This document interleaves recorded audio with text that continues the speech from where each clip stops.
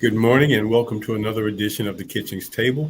I'm your host, Earl Kitchings, and as usual on Tuesday, we like to bring you another edition of our show, and we hope that our shows have been helpful or informative or a combination of the two for you and your friends and family, something you can use to have a conversation about as opposed to just always talking about the weather. A lot of times we search for things to talk about, and here at the Kitchings Table, we hope that we're providing you with a buffet of things that maybe have crossed your mind or maybe haven't crossed your mind that you wish somebody would talk about. Joining me as usual on my on our show today is my co-host, Ms. Ronline Cannady. Good morning, Ronline. Good morning, Earl. How are you doing this morning? I'm doing wonderfully well. Thank you for asking. You're welcome. So, in the past 5 years, one of the major topics in this country, I don't know if it's a topic in countries outside of the U.S. borders, but I definitely know in this country, the topic of housing has become a very important and strong issue simply because it seems as though there's not enough housing or housing is too expensive or a combination of the two. And it seems like every time I'm riding around and looking around, there seems to be a subdivision or an apartment complex coming up out of the ground. And in this day and time, when we look at subdivisions, for the most part, many subdivisions are having homes built very, very, very, and I can't emphasize very enough, close to one another. Whereas you can almost reach out of your garage or your bathroom, depending on what side of the house you're on, and touch your neighbor's house.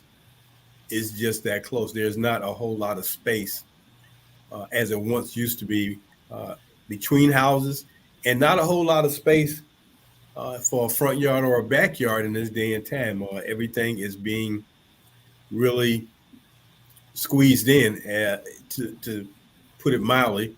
So I was wondering where this housing market is going as we continue to see prices rise for buying a house, prices rise for renting an apartment or renting a home.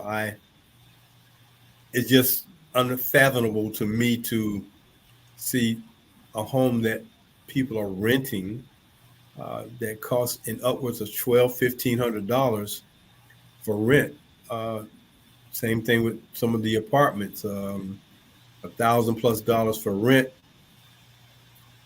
When we talk about the incomes of people, so this is part of why our topic for today deals with uh, solutions to possible solutions. I'll put it that way, possible solutions. It may not be the solution, but it's definitely possible solutions to the housing market and the housing crisis to some degree. And our title for our topic today is affordable and contained housing. Affordable and contained housing. And for those people who are familiar with the word contained housing or container housing, this is what we're going to be talking about today because this particular type of housing is probably going to be the housing ventures or the way housing goes in the future in places, especially where they are land locked or land confined because you don't have a lot of space. But you look at a lot that it might be, let's just say, uh, 50 to 60 feet wide and 100 feet deep. And you say, well, you can't put a whole lot in there, but this solution, these container homes are a solution.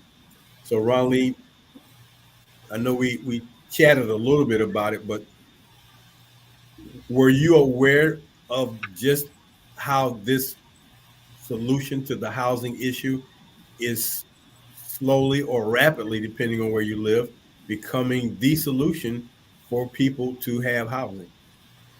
Yes, I think you and we touched on that sometime back on one of our shows for the college campuses, Right. what they were planning on doing in our area. And when I thought about it, when you said the word landlocked, it just took me back to the area that they were looking for, like in our area, in the Arlington area, for Jacksonville University, of resolving their housing issue, and I guess any other colleges where that issue is going to exist as well. And of course, we have a lot of rivers around. So therefore, these containers, being able to stack them would be the most likely, as you say, solution for that, rather than trying to buy up more property somewhere else where the land, is a little farther from the campus, wherein they can clear out some land and start stacking them on top of each other. Well, the thing about this particular solution, and it appears that the people who utilize these or manufacture these containers are on the cutting edge of making sure that they come up with configurations that make sense, because they're almost like Lego blocks. You build them, you stack them, and you put them in there. What do you think about that? So looking at the Lego blocks kind of thing, I do understand, as you said, they're stacking up on top of each other. It kind of reminded me of some of those homes that I saw out in China, I think. Those areas where they're stacked on top of hills. And it's like you can't imagine, a living space the way they have them, but, they're there.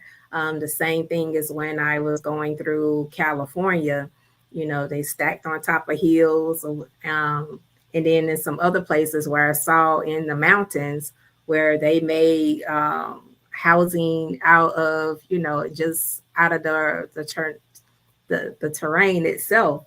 So, I mean, when I think about it, we our the existence of human beings, they made caves or what have you, and made those livable things, homes.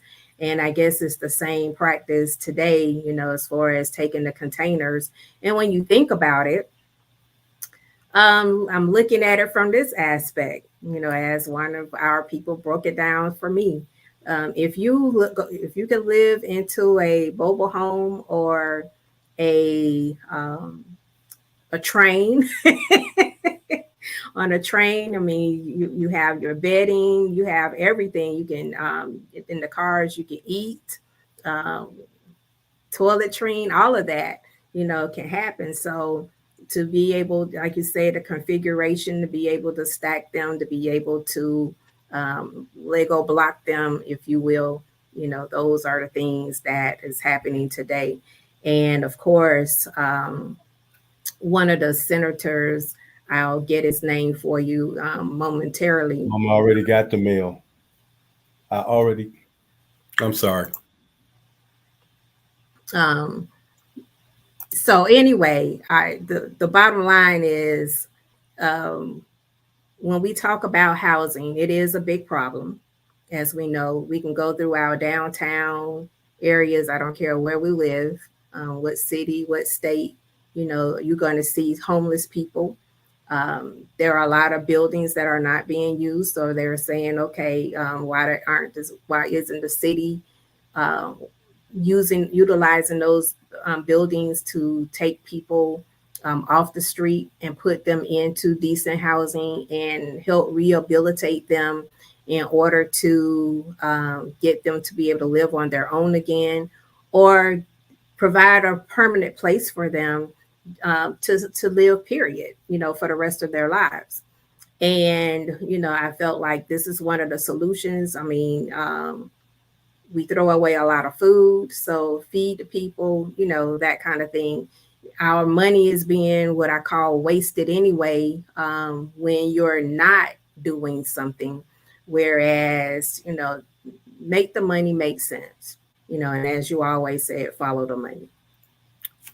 Well, this is one of the things that's going to have to make sense going forward. So let me just read something to you real quick.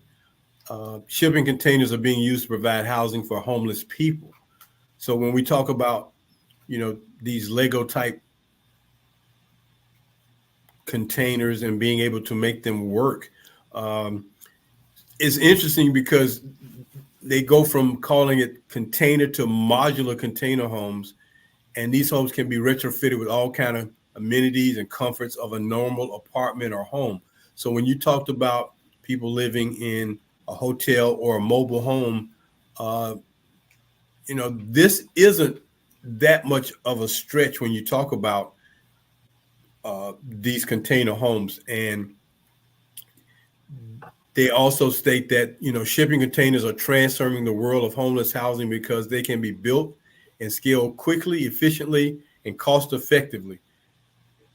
And in some cities, these containers are being used as non congregated locations or facilities for homeless shelters. And I think to some degree, these make sense for the homeless communities, but they also make sense when we talk about the fact that you have housing for college students.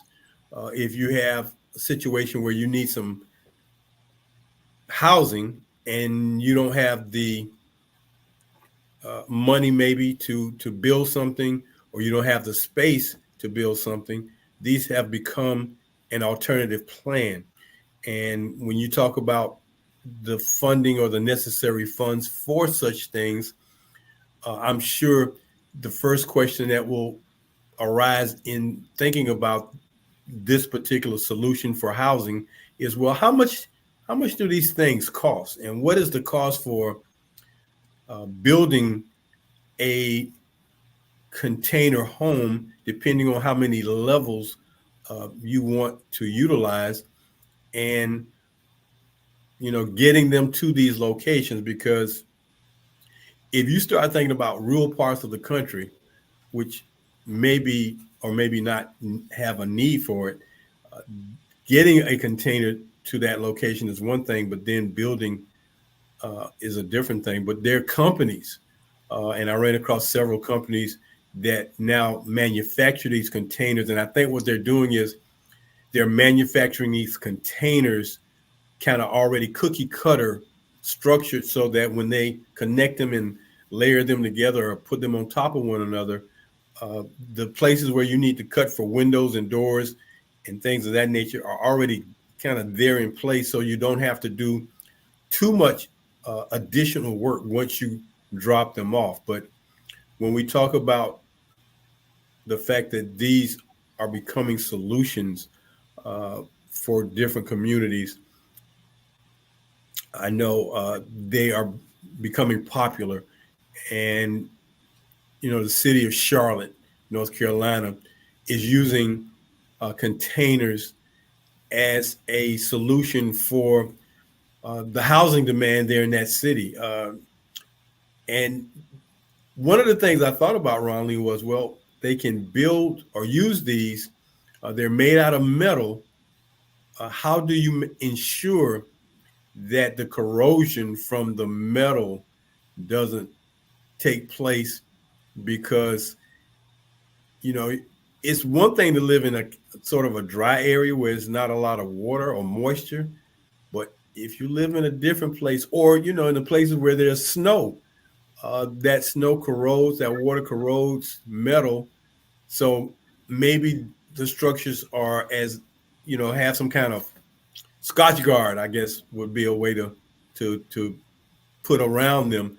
But as these homes containers become more popular, the landscaping is going to be different. And from the outside, you can see they have a unique structure because they are so wide and so long. But then when you Lego them together, and I'm going to show a floor plan and then how one of these looks from the inside, because I think aesthetically you're wanting to make sure on the inside it functions for you, not so much the outside. And then, of course, there you go. So you can see what the structure will look like. Now, the one on the bottom, that would be a 53-foot container. So the next time you're out and about and you see a truck with containers on them, take note of the length of them. They're about the same width.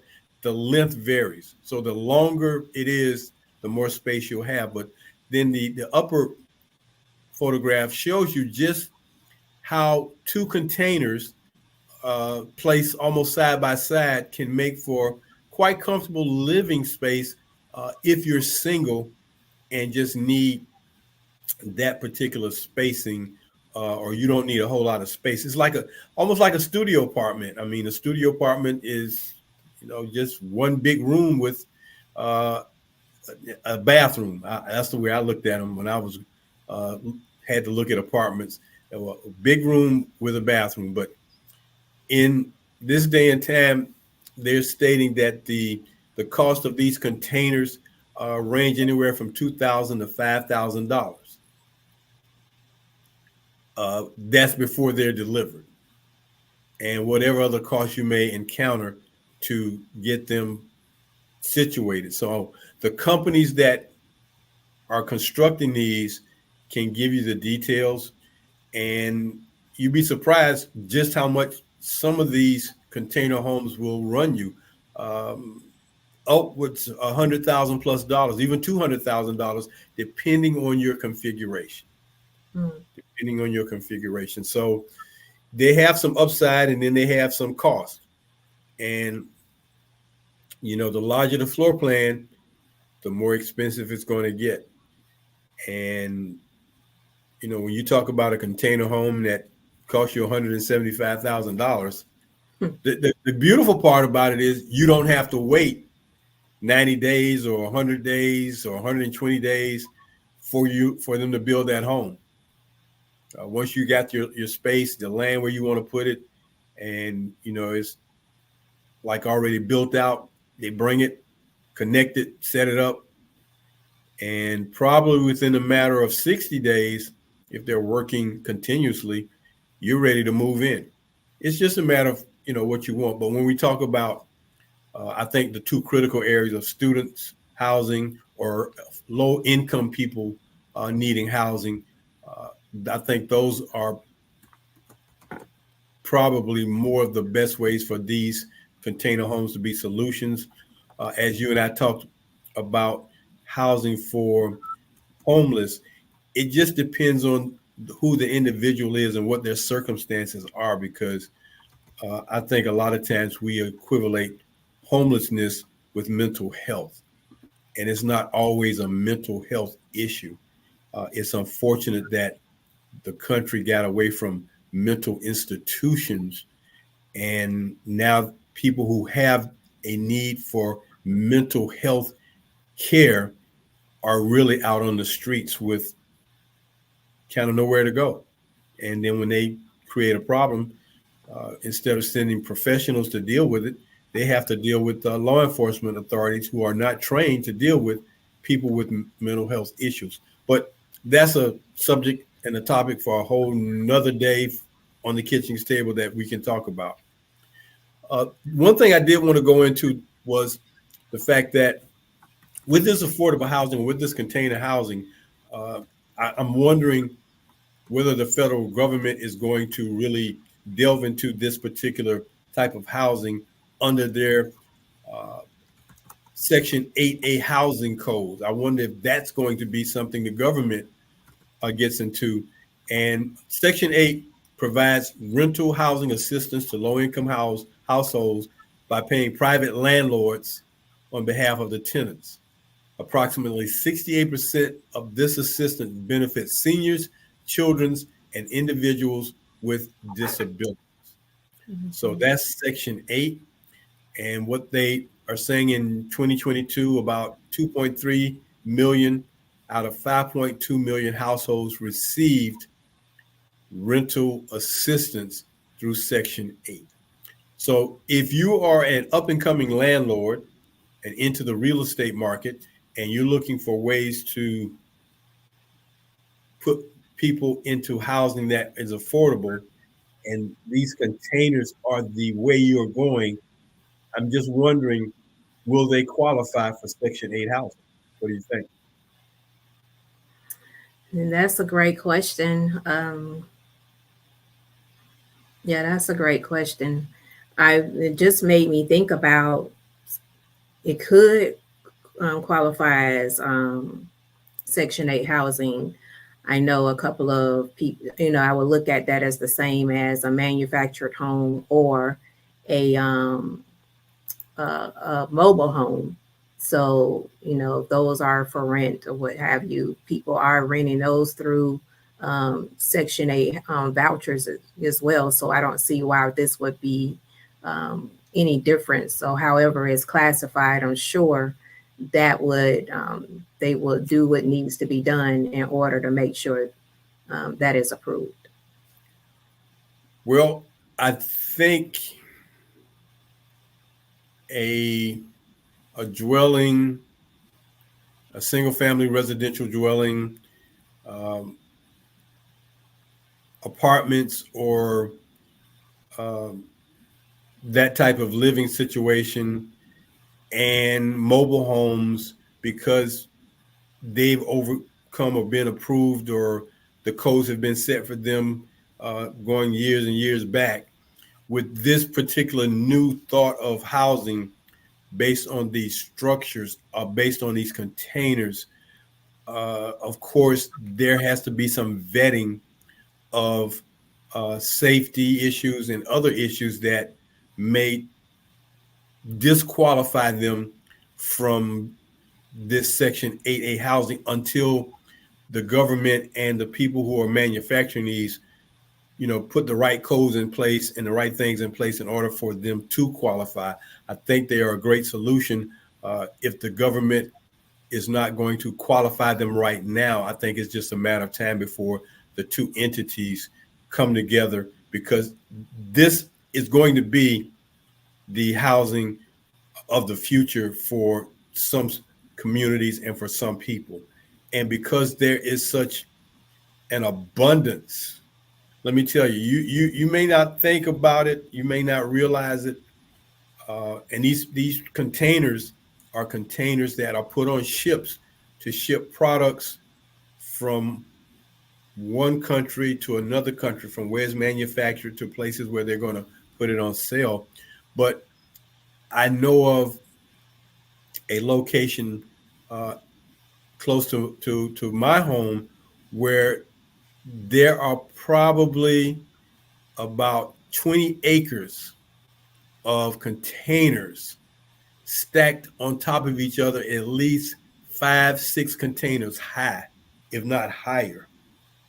And because these containers are just sitting around, again, those may not qualify, but there are manufacturers who are taking those same uh, containers, maybe, as they say, renovating them, shoring them up to make them safe and secure, and seeing what can happen. I was reading also that the weakest part of a container is the roof, Hmm. which goes back to what I was talking about when we talk about snow. If the weakest part, because the walls of the container support that top part, and if the corrosion factor sets in or the weight factor sets in, it could be a problem. So I think it's just going to depend on location and the coding of these. But from an 8A, from in a Section 8 housing situation, but otherwise, it's getting ready to be the solution, and it's not going to be long before you see these communities. I think, when you brought up the point about mobile homes, uh, here in Florida, there are communities that that's all there are in those communities. Mobile homes, single, double wide, some of them triple wide. Mhm. Very, very nice. They have to be secured in the ground because, of course, winds will lift them up, or tornadoes definitely will lift them up. And in Florida, where we have hurricanes, if not the wind, then the water, or both. So, but these communities exist, especially for seniors, not so much in low income areas, because when you see them, it's really a planned community. When you look at these mobile home communities, it's a planned community. Some of them are gated, but they're very nice looking, very attractive. Everything is put in place, and I'm sure they're expecting you to maintain it. So I don't see any difference between that and these containers. And as they continue to become some type of housing that qualify for assistance, and as you mentioned, vouchers, housing vouchers for low income families. Uh, if salaries and incomes are not going to keep up with housing, we're going to have a bigger problem. And like I said, when we talk about the fact that the rent nowadays is just astronomical for apartments, I ask myself, who can afford some of these apartments at $1,200, $1,500 a month, when some people barely, get by with a couple of $1,000s a month? So it's going to be interesting. Yes. So there's a project called April Housing, and they brought up two key people. One of them was Dr. King, because of the Housing Act of 1968. And then the other person that they brought up was Senator Edward Brooke of Mm-hmm. Massachusetts. He was the Mm-hmm. first, so you know about him. Okay. Mm-hmm. And so at that time, housing wasn't supposed to take up no more than 30% of your income. And I felt Mm. like this when you said that, here we are. It's like every check looks like it's going towards your rent, Right. your mortgage now.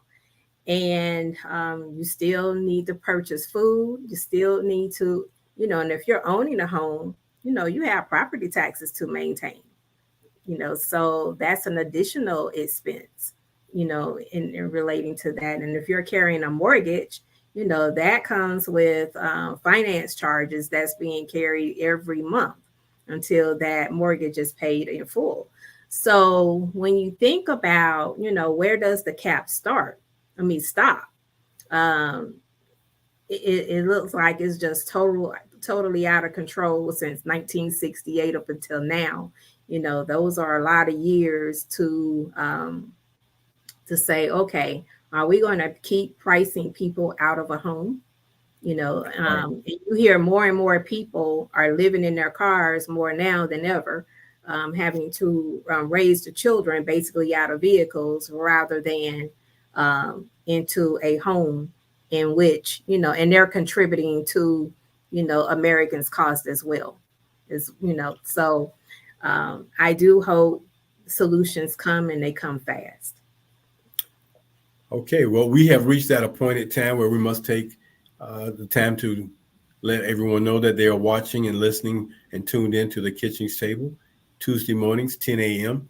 Via YouTube. Or if you just want to check us at your leisure, you can go to our YouTube site and find us under the Kitchings Table. But we are halfway through our show today, and our show today is affordable and contained housing, where we're talking about the container industry now becoming a new industry. Instead of just putting things in that ship from place to place around the world and on these cargo ships, They are now becoming the housing of the future.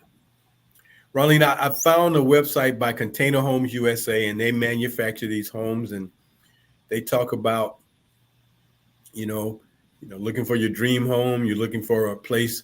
Uh, if you want some recreational housing, if you're a hunter or a fisher, you want to be out and about, or if you want to have your parents who maybe seniors living close to you, or just working space, whatever you may need it for. This is what these container homes are looking for. If you would just show everyone that other slide, I think I got put there so they can see what that looks like. So the top picture shows you what stacking them will look like. If you stack them, it doesn't take a lot of space when you stack them. So that's a 3-story. But then the one on the bottom, Ronline, that is a 2-car garage, 4-bedroom container home. 2-car garage, 4-bedroom, 2-bath container home. That's what these containers are looking like. So depending on how much land space you have, the modular container homes, as Container Homes USA states in their literature, our modular container homes turn your needs into reality. You can take uh, 4 to 5 of these, stack them up side by side, and then on top of each other, and have a nice home, garage, a main living area, and a secondary living area. And if you want to put one more on top of that, for you to have kind of like a balcony area, you can do that too.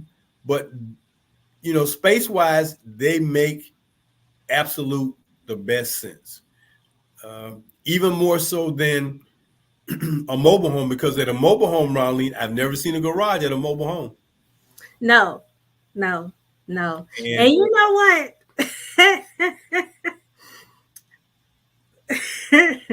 Here's what I'm thinking. Yeah, here's what I'm thinking, Earl.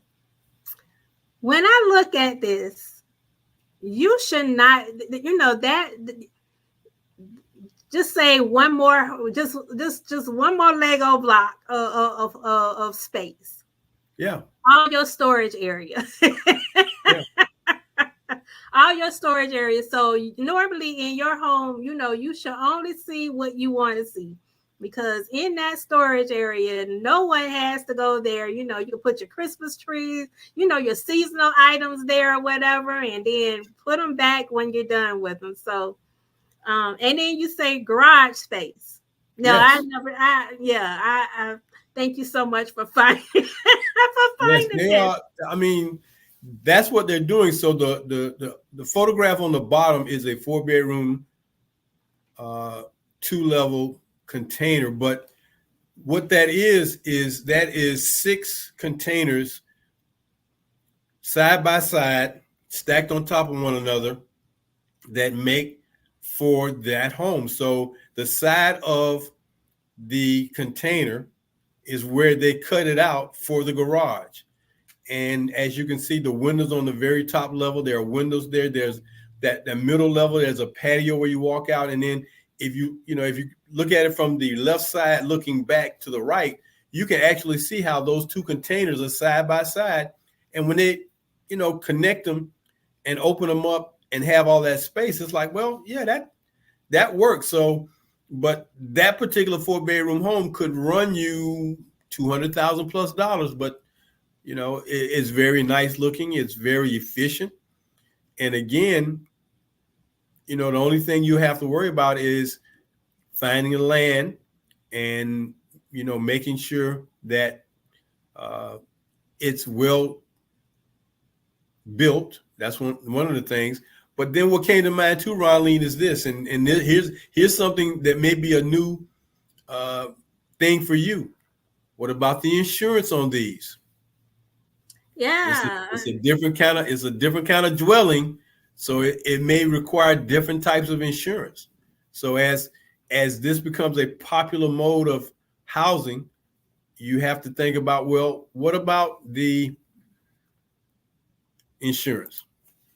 Yes, so right now, what comes to mind is dealing with property and casualty. I guess the same type of insurance that covers the containers today, those um, those portables that we've often seen as part of manufactured homes and things like that. So it will probably be the same thing, as well as the same thing with mobile homes. It's more like a vehicle insurance rather than a like for housing or whatever.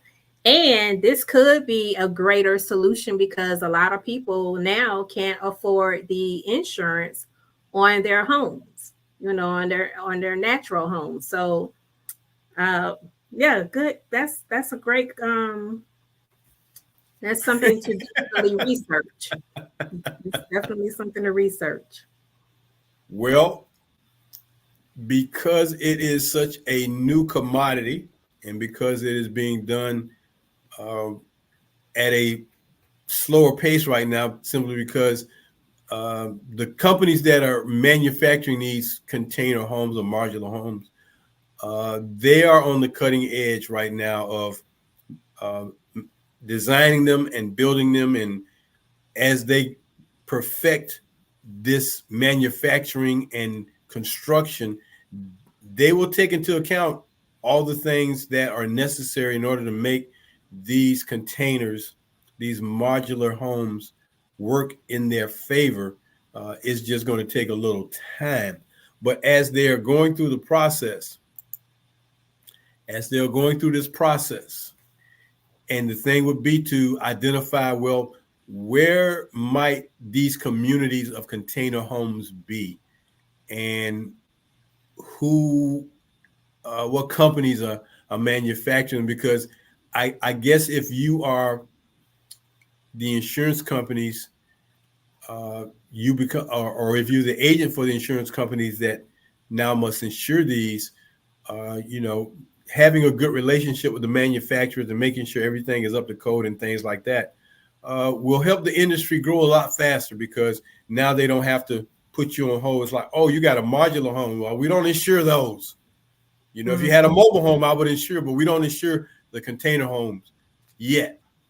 But if you're on the cutting edge and if you are the agent for insuring container homes, and everybody's got to come to you because you know it's like, okay, you know this business. Well, there's a new opportunity, and that's all I'm gonna say about that. It's a new opportunity. Yes, yes, yes. Because some states are forcing me to get my property and casualty insurance. So, yeah, may as well. And my thing was, it's like, okay, well, I don't see how that's going to benefit me. But now that we're talking about it on the Kitchings Table, yeah, I think I will need to take a look at that. Thank you so Well, much for bringing it to my attention this way. the city of Charlotte is probably the template, and as they continue to prosper in that, the next areas where you would see some of this will be, instead of uh, land developers deciding that they want to do the brick and mortar apartments, I believe that they will take the land that they would normally build uh, 2, 3-story, 4-story apartment buildings, and now they will turn that land space into modular home spaces. Uh, and I found an article in the newspaper here locally back in the beginning of May about a home that's down at Jacksonville Beach, and it's called a lean uh, home. It's real skinny looking, but when you turn that modular container um, vertical, and you take it, and you know the length of your car, the width your car go in, um, but you take that bottom, you make that your garage. Now, I don't. I guess you got to have a small car because a big car is not going to work when you open the doors. But depending on what you're trying to put in there, you take one side for the garage, the back side maybe for your den with a patio, and then you put your living space on top. And so it's two of those 53-foot containers stacked on top of each other that can make for these spaces.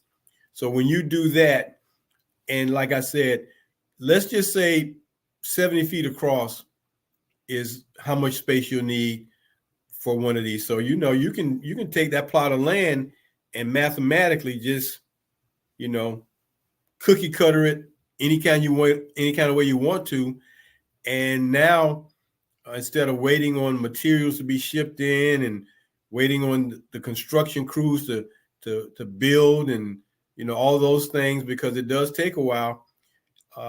The Lego block plan, they trucking them in and setting them up and boom, boom, boom. And the next thing you know, there's that new subdivision or there's that new apartment space or whatever. I'm curious to hear what they're going to call these type of communities.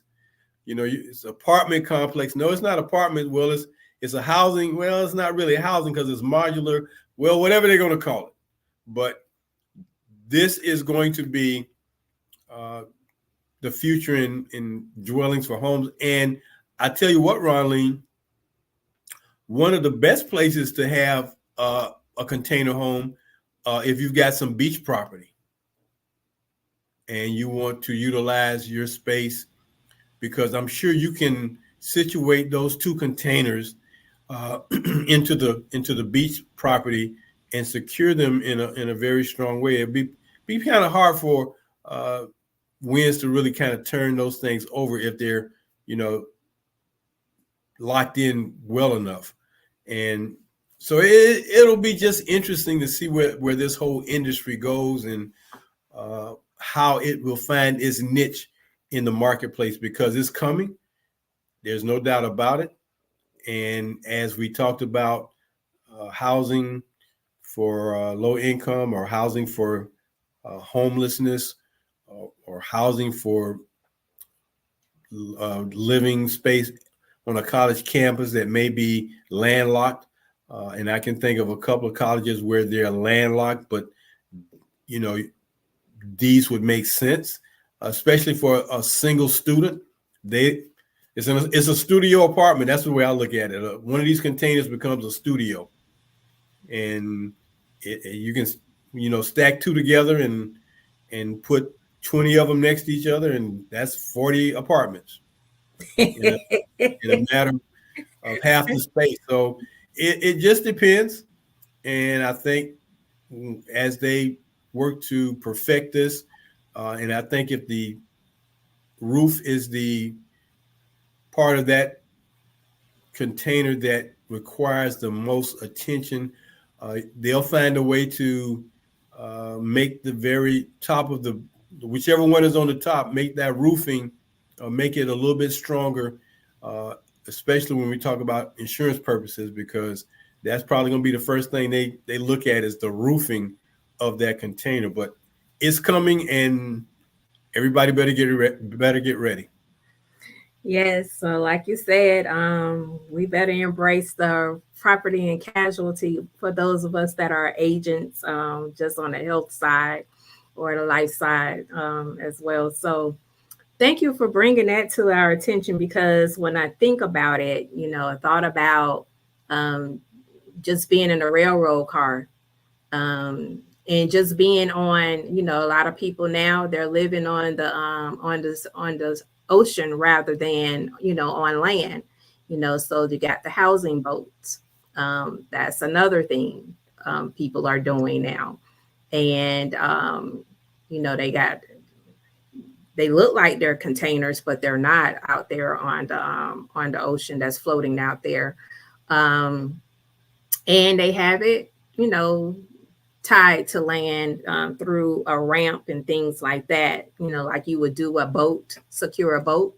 Mm-hmm. So yeah, they're living on, it's especially the seniors. The seniors are finding different ways to be able to live um, affordably. So the containers is one thing. Living out there on the ocean, that's another thing that's happening. And it's a shame that it has gotten to be this way because of the land. The price of land is so high, and the price of housing just is not affordable. So I'm going to take this time, to tell you all thank you so much for tuning in to the Kitchens Table. And I'm going to bring, if you don't have anything else to say about the housing, you ready for me to bring forth our Black History Acknowledgement? Well, Our you go on and talk a little bit, and I'll set you up so we can make sure you got your photograph ready. Okay, all right. So the person that I want to talk about today, his name is Colson Whitehead. Some people have known him as Arch Colson. Um, well, Arch Whitehead. Some people know him as um, Chip Whitehead, but recently he decided that he wanted to go with Colson and make that his, is part of, it is his part of his name, but to be known by that as Colson Whitehead. Well, there you go. So, You, um, you got let's, him. no, I don't have him. Well, Okay. let's see. Let's see. Yep, I Wait a have minute. them now. Okay. All right. So, Colson Whitehead, he is a Harvard University graduate. He is a writer, and he is a two-time Pulitzer Prize winner for his literary work. And the reason why I wanted to bring him to your attention today is because he recently released a book called The Crook Manifesto. But the reason why I wanted to bring him to your attention today is because of his work dealing with the Underground Railroad, which earned him a National Book Award for his fiction. And my understanding that this was one of the books, you know how Oprah used to do on her show, tell you what book to read. Well, the Underground Railroad was one of the selections for her book club 2.0. And it was chosen also by the former president, Barack Obama.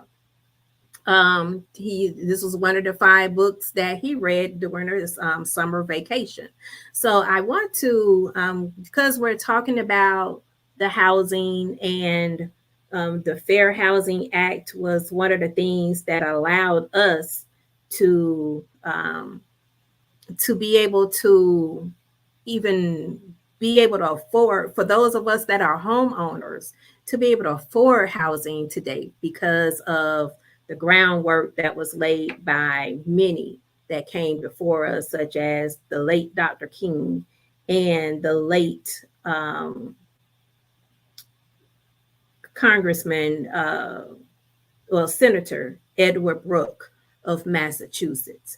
And those people and all of those people who have gone before us wanted us, understood that it was important for us to have, to be able to be homeowners, to be able to be landowners, because that was the only way we were going to have a say in the United States of America in which we live. So Colson Whitehead, he is a dynamic writer, and I want to make sure I presented him to you all today. So for those of you who do not know him, start picking up his books and start reading what the things that he's talking about. So I turn it over to you, Earl, and thank you for allowing me to bring this to you all today. And for those of you who don't know anything about the April housing, please look that up so that you can understand what we're talking about today and how our taxes are being utilized and tax reform, and be able to understand all of that, how it plays in a part of our affordable housing if we're going to ever have any. Okay, well, that's going to do it for us today here on the Kitchings Table. We hope that you've learned something or gained something that will help you going forward. So, from my co-host Ronline Cannady, I'm W. Earl Kitchings saying until next Tuesday morning, go out and do something good for somebody else today. Have a great week, everybody. Bye bye.